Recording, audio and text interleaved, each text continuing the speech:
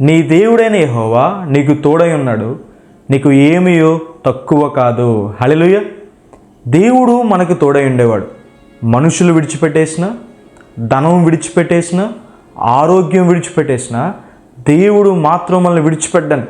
దేవునికున్న ఒకనొక పేరు ఇమ్మానుయేలు అన్న మాటకు అర్థము దేవుడు మనకి తోడుగా ఉండేవాడని.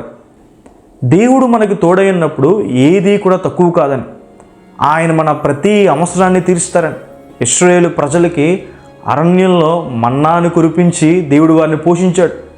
సముద్రమందు సమృద్ధిగా నీళ్ళిచ్చాడు. సారేపాతు విధవరాల్ని కరువు కాలంలో పోషించాడు. ఏలియా గారిని కాకుల ద్వారా దేవుడు పోషించాడు.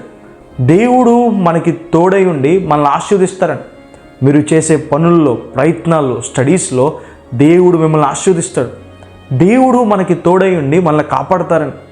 ప్రయాణాల్లో దేవుడు మనకు తోడై ఉంటాడు. ఏ కీడు కుటుంబానికి రాకుండా దేవుడు కాపాడతాడు. దేవుడు మనకి కేడుముగా, అగ్ని ప్రాకారంగా ఉంటారు. తన దూతల కాపుదల మనకు ఉంచుతారు. దేవుడు మనకి తోడై ఉండి మనకి విజయాన్ని, విడుదలనిస్తారని.